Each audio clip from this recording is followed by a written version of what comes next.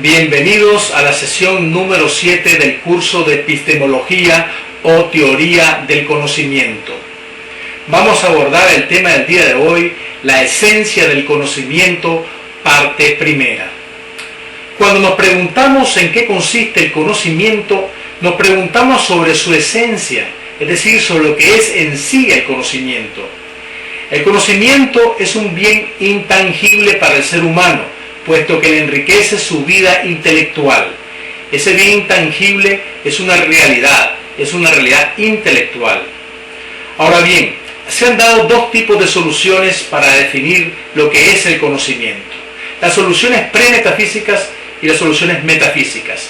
Las soluciones premetafísicas han dicho que hay dos formas de definir lo que es el conocimiento: una, el objetivismo, y dos, el subjetivismo.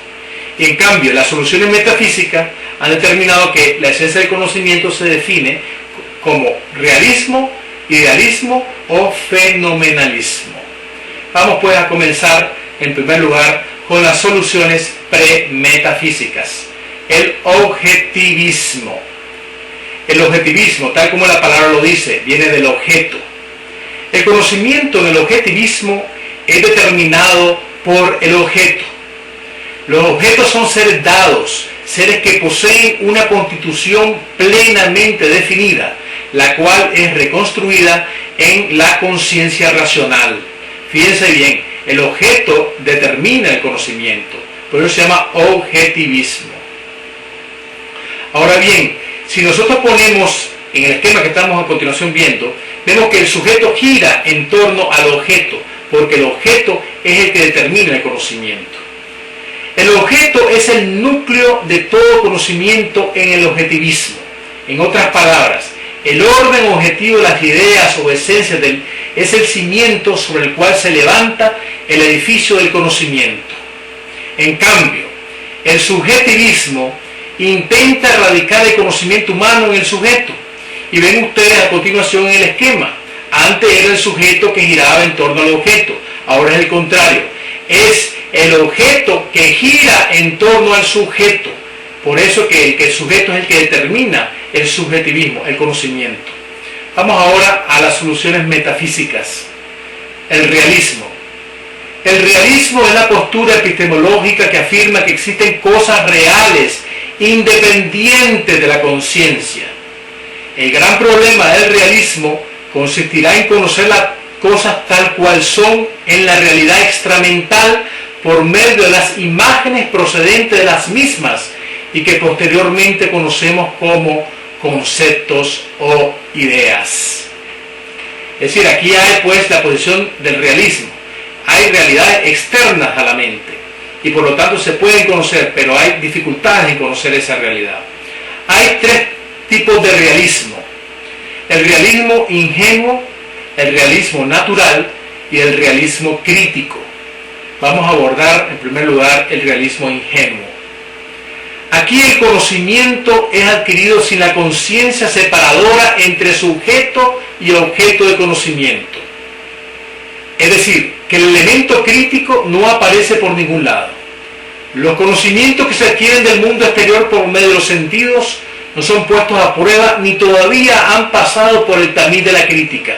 En otras palabras, no hay conciencia separadora entre el sujeto que siente y las cosas sentidas. Por ejemplo, los niños tienen este tipo de realismo ingenuo. En segundo lugar, el realismo natural.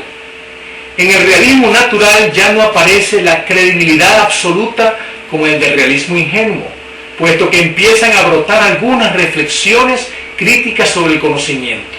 Se aprende a separar el mundo subjetivo del mundo exterior objetivo. Aquí hay algunos aspectos de separación. Y ya el realismo más maduro, que es el realismo crítico. El realismo crítico se apoya en prolijas reflexiones críticas sobre el conocimiento. No acepta que en las cosas residan todas las cualidades comprendidas en los contenidos de la percepción.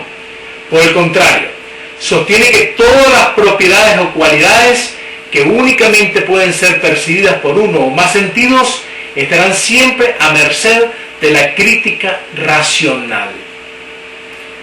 El realismo crítico, por lo tanto, recurre a razones físicas fisiológicas y psicológicas para contrariar a los realismos ingenuo y natural. El realismo defiende la siguiente tesis, o sea, el realismo crítico. Existen objetos que son totalmente independientes de la conciencia y por tanto se pone el problema de cómo podemos conocerlos tal cual son.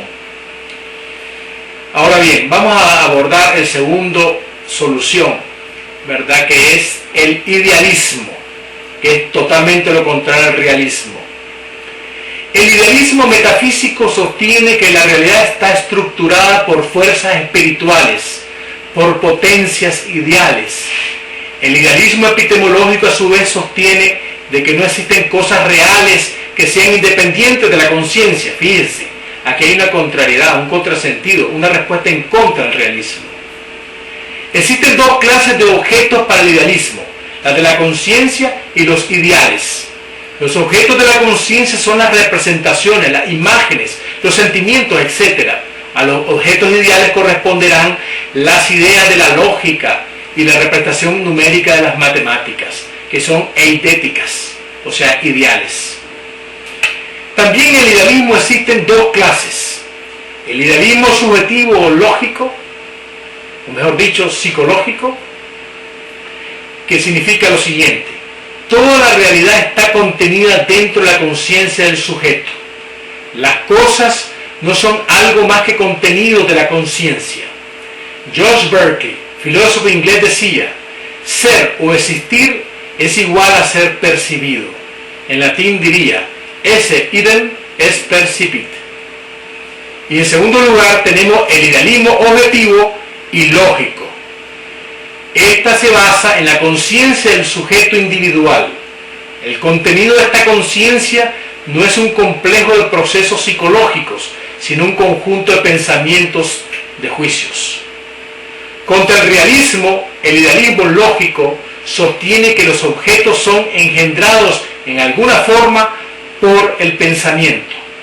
Dice a propósito Hermann Cohen de la Escuela de Marburgo: el ser no se apoya en sí mismo, es el pensamiento quien lo hace surgir. Y por último tenemos la posición del fenomenalismo.